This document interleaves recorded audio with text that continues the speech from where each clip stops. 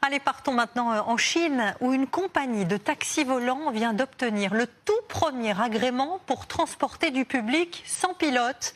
Une technologie sans doute très pratique dans les grandes villes, en tout cas pour ceux qui réussiront à dépasser une petite appréhension.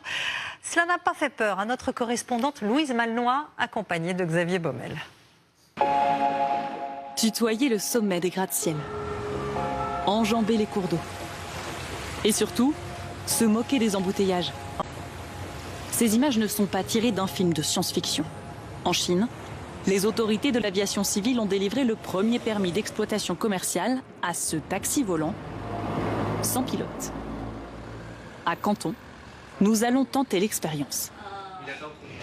Bienvenue au centre d'opération Ehang pour voler dans le EH216S. Avant de pouvoir monter à bord, rapide contrôle de sécurité. Veuillez monter sur la balance. Poids limite par passager, 87 kg. Pendant qu'on nous donne quelques consignes, l'appareil est scrupuleusement examiné par ce technicien. Je regarde la surface des pales pour vérifier qu'il n'y ait pas de fissures. Le drone compte 16 hélices. Il est censé pouvoir continuer à voler même si plusieurs d'entre elles s'arrêtent.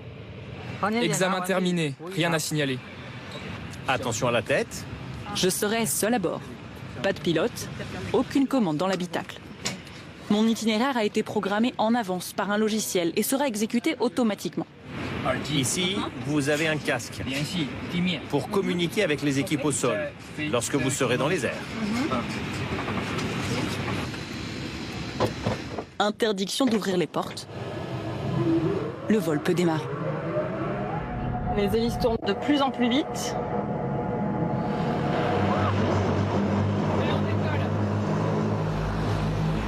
Alors c'est très bruyant. L'appareil s'est levé de manière verticale et là on avance. C'est vraiment très intelligent. Sous mes pieds, le fleuve Dong et ses navires marchands. Le point de contrôle est censé m'indiquer l'altitude. Mais si chaque fois on est à 0 mètres, ce qui est impossible. Petite défaillance, je suis en réalité à plus de 35 mètres au-dessus du sol. Je n'ai aucun contrôle sur la direction. Voilà, ici au sol, les équipes techniques. Ici, les équipes qui peuvent intervenir en cas de nécessité. Mon vol dure quelques minutes. Alimenté par des batteries électriques, le drone peut voler jusqu'à 25 minutes. L'atterrissage vient de se terminer, ça s'est très bien passé, très en douceur. Cet appareil a 66 000 vols d'essai au compteur. Pour l'heure, il peut transporter du public dans 2 villes chinoises. La route que le drone emprunte actuellement deviendra une route touristique. Je pense que dans un avenir proche, les citoyens français auront également la possibilité de faire des expériences de vol dans des voitures volantes sans pilote, autour de la Tour Eiffel, dans les plus beaux endroits de France. D'abord des trajets touristiques qui débuteront d'ici la fin de l'année. Puis l'entreprise ambitionne de remplacer peu à peu les voitures par son offre de drones autonomes pour se rendre de l'aéroport à son domicile ou même se déplacer entre 2 villes. Pour les trajets de plus de 300 km, les vols entre les villes seront assurés par ce modèle.